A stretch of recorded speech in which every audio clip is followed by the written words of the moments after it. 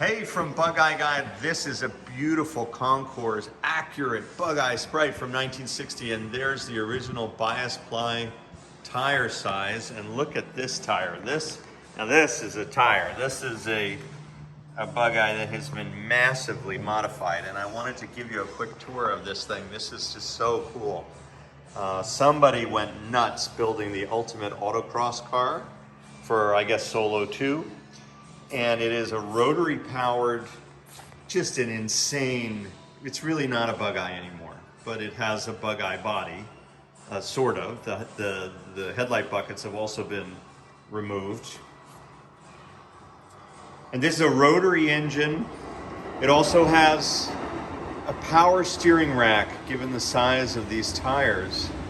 And of course, low speed around pylons, you need to be able to move the wheel, and that's going to be a lot of a workout right there without power steering.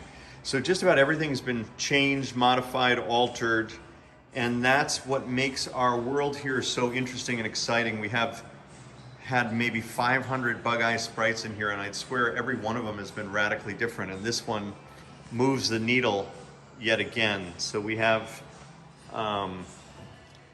brake bias and all kinds of things here. We're just getting this car back to life. It hasn't actually driven in about 10 years. We just put a new upgraded ECM battery in here.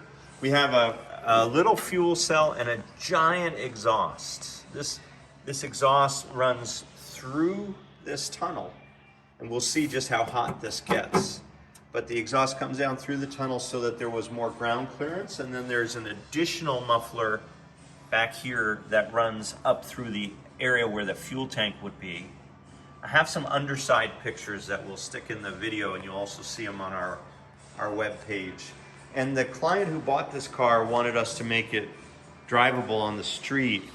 It is still questionable about whether or not we'll be able to deliver this, because it's just such an all-out race car. It would be kind of a shame to lose that. So we'll see if we perhaps put blinkers on.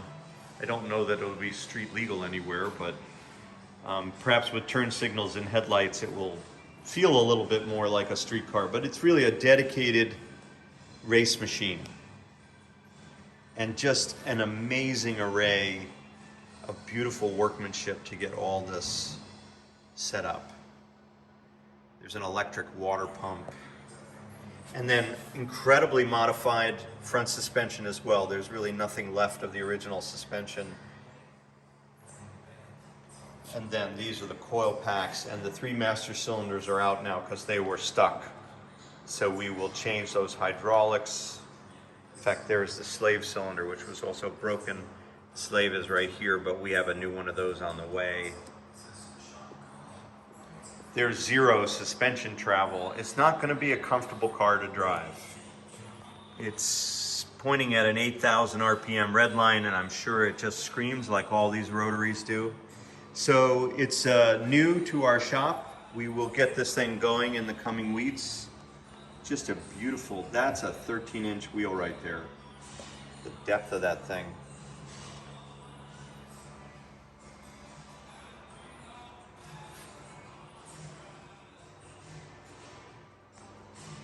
So we'll be making some noise with this one in the coming weeks here at Bugeyeguy.